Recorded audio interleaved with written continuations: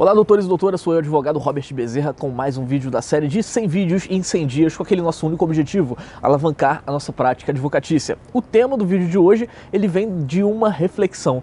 Qual reflexão? A nossa derrota para a seleção da Bélgica, agora nas quartas de final. Foi a quarta de final? Nas quartas de final da Copa do... Não sabe não, Jader? Tu não acompanhou o futebol? Acompanhei, mas eu não sei se é quarta. Foi quarto de final, antes a gente ganhou do México, né? A gente ganhou do México, depois do México foi nos oitavas de final, mata-mata, depois quarto de final. Então nas quartas de final nós perdemos para a Bélgica de 2-1, não foi nenhum 7-1, igual aquele que nós tomamos da Alemanha, aquele chocolate há 4 anos atrás, mas não deixa de ser uma derrota. Então hoje essa é a reflexão, eu quero falar com vocês sobre perdas e vitórias. Mas claro, primeiro, antes de rodar a vinheta, deixe seu like, inscreva-se no canal e também ative as suas notificações. Para quê? Para sempre quando tiver algum vídeo novo, para você ser notificado, para você saber que tem um vídeo quentinho, um tema novo, com aquele objetivo de levar a sua prática advocatícia até um próximo nível. Então, Jader, solta a vinheta.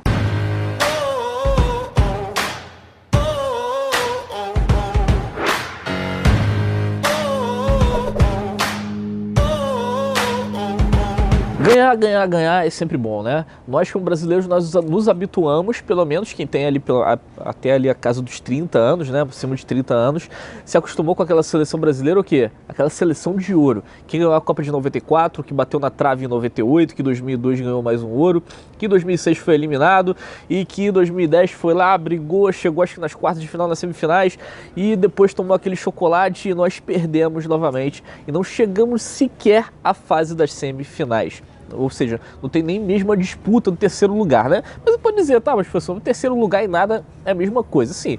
Mas pelo menos você ficou ali entre os 3 primeiros. Mas o que tem a ver o futebol, o que tem a ver a seleção brasileira, essa perda para a Bélgica de 2-1 para a nossa advocacia?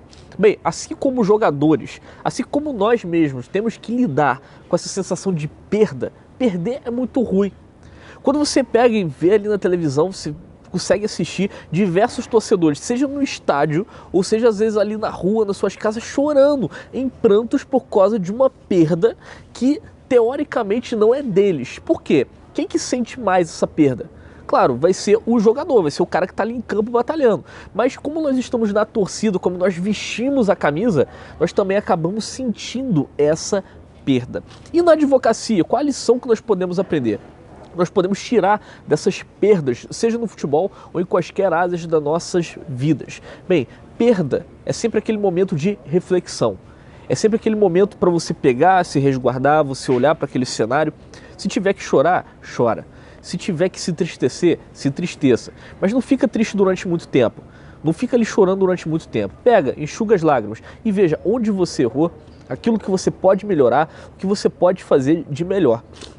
É muito curioso que na minha advocacia eu demorei mais ou menos 1 ano até ter a minha primeira perda. E por que nós demoramos a ter essa primeira perda, né? Normalmente, para mim demorou, eu achei até bastante 1 ano. Às vezes você fica naquela expectativa, caramba, eu sou um jovem advogado, provavelmente eu vou perder logo no início. Mas você está tão preocupado, mas tão preocupado em não fazer nenhuma besteira, que você seleciona muito bem seus clientes, que você seleciona muito bem as teses que você vai trabalhar, que você erra muito menos em todas as petições. Por quê? Porque você é novo de carteira e você não quer errar.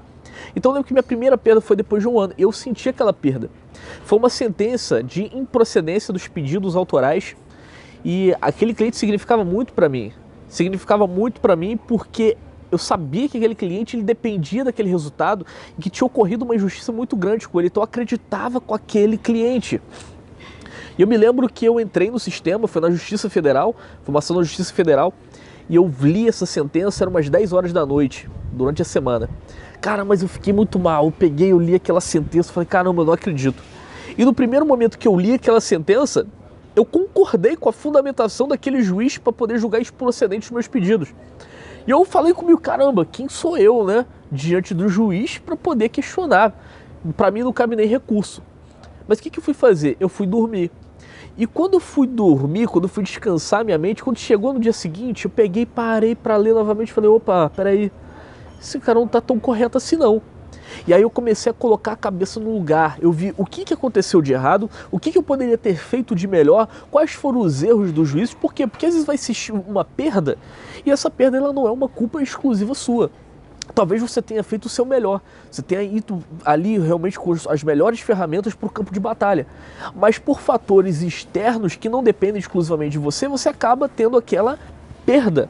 Mas a perda é interessante para quê? Para você se fortalecer, para você verificar onde que você errou, para você poder crescer, para você poder solidificar ainda mais as suas bases, para você aprender que nem sempre na vida você vai ganhar, você sempre vai ter aquelas perdas, você tem que saber administrar essas perdas, você tem que ter inteligência emocional para quando você perder um determinado contrato, você perder um determinado cliente, você perder uma ação, para você não ficar se culpando, não ficar se martirizando, meu Deus do céu, o que está acontecendo na minha vida, meu Deus, eu sou o cocô do cavalo, do bandido, não.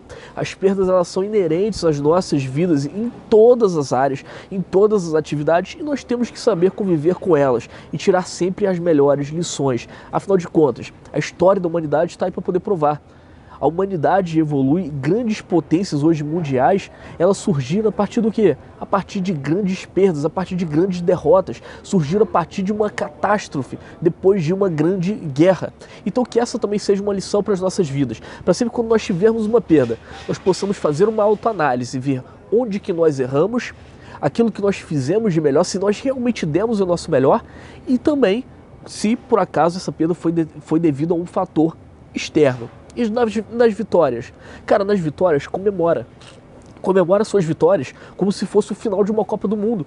Como se fosse você ali dentro do estádio lotado e você conseguiu aquela vitória, você conseguiu o provimento daquele recurso. Olha só que beleza, que gostinho bom, né? Aquele gosto, aquele sabor da vitória. Então aprenda a comemorar. Mas nenhuma vitória dura para sempre. É a mesma coisa, eu falo, não, meu time é um time muito vitorioso. Qual foi o último título? Ah, meu último título foi em 89. Peraí. Já se passaram o quê? 30 anos, já se passaram não sei quantos anos e não teve mais nenhuma vitória. Então se já se passaram 30 anos e não teve mais nenhuma vitória, peraí. Então será que é um time assim tão vitorioso? Então pare de se prender às vitórias do passado, comemore elas.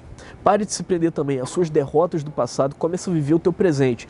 Para quê? Para viver no teu presente você poder fazer o teu melhor aqui no dia de hoje para poder de fato construir o seu futuro. Que seja um futuro de grandes vitórias, mas quando tiver perda, que você também saiba lidar com as derrotas.